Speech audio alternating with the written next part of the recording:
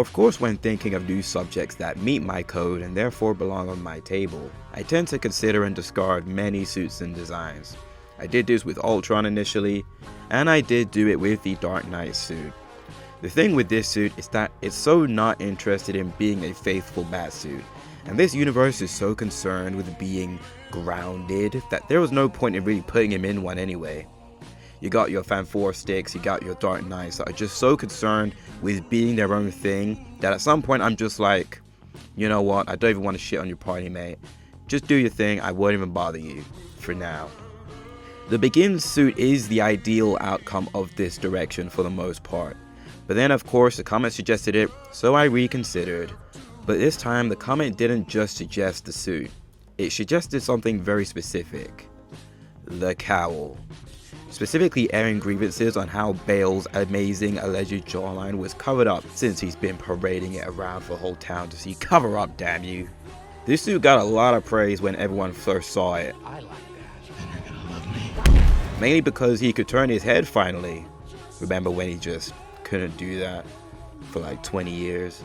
It seems like a pretty easily solved solution now, but keep in mind it took a long time to get here. The Batman really became an op to every previous Batsuit because I had never heard these complaints prior to this film coming out.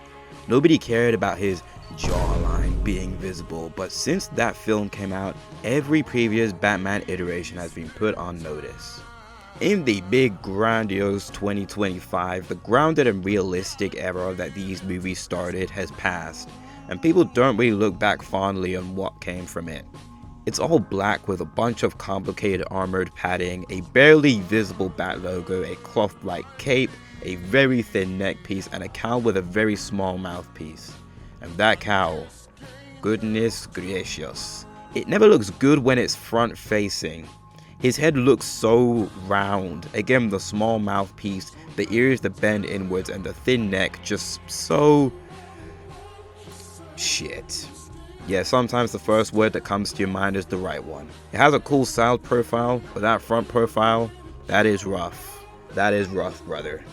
Again, this suit is not a suit that in any way is concerned with being an accurate Batman costume. His biggest concern was giving Christian Bale some mobility, which it does do. This is the main thing it has over the first one. This one 100% prioritizes practicality. But it's not good at appealing to Batman's figure, and it's very far removed from an ideal Batman look. I could make edits to the whole suit, but again, I think the Begin suit is a very good, realistic Batman depiction. If you just changed the gloves and made the logo more visible, then there'd be little to no problems really. Just adopt the approach to the neck piece that the Affleck and Patterson Batman took, and bada bing bada boom. It's really fucking good. It looks good, and he can move in it. Today I'll be editing both suits, with the Begin suit and the Dark Knight suit both getting the turkey jaw surgery. Boy, it's time. Or is it hair they do over there?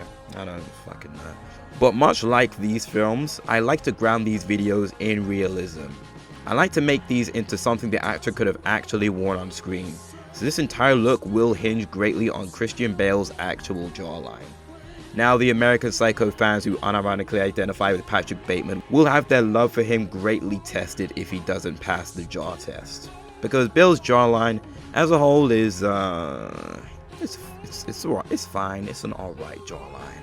But then you see the likes of Patterson's jawline, like fuck, you could grate cheese on that thing. So yeah, don't expect a jawline as defined as this one, it's just not how Bale's jawline is built. So yeah, we'll be exposing more of his jaw, but I'm not artificially altering the actual shape of it. We gotta work with what Bale's got. We'll use reference images to incorporate his jawline into the cowl.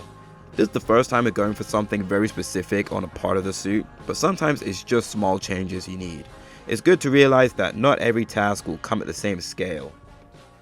Again, the grounded and realistic craze is mostly done with. You know, it was a thing from like when The Dark Knight came out to around 2017. But people got sick of it very quickly when everyone tried to make their property The Dark Knight. They tried to make Spider-Man The Dark Knight. They really tried to make the Fantastic Four The Dark Knight. They tried to make Superman The Dark Knight.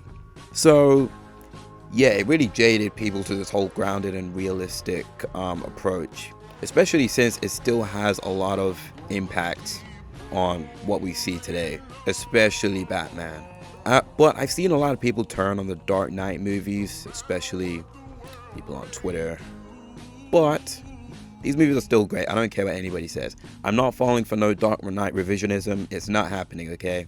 These movies have their faults, but The Dark Knight is one of the most well-crafted comic book movies ever still, okay? And I'm not saying that as someone who just likes to parrot the popular opinion.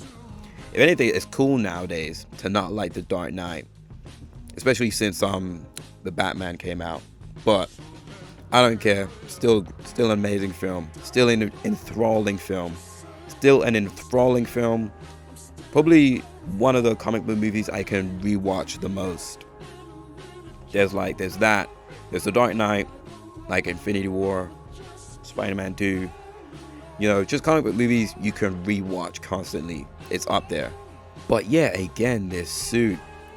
I think the suit is not, you can't really say it's awful, because when these movies came out, nobody really had a problem with them. Nobody was saying anything about the quality of these suits. It's only now that we live in a very different age of comic book movies that we look back on it and we're like, okay, we don't like this very much. Like, we got Affleck's Batsuit and we got Pattinson's Batsuit. So now we're looking back and using those as like reference. And we're like, okay, we didn't have it as good as we thought we did. But again, there's a reason these films were so influential. A lot of people like to look at it from a perspective of somebody who lives in 2025. But you go back to 2008 and you see, or 2006 when Batman Begins came out, or 5 or whatever the fuck, and you see everything that was being released around then. It makes sense that this popped off so much and had people engaged. It was like one of the first comic book movies that were that showed a different type of potential in comic book characters that people didn't see before, because it was just so much schlock like Daredevil or X-Men The Last Stand or Elektra. And that wasn't something that people ever saw comic book characters through the lens of before this film.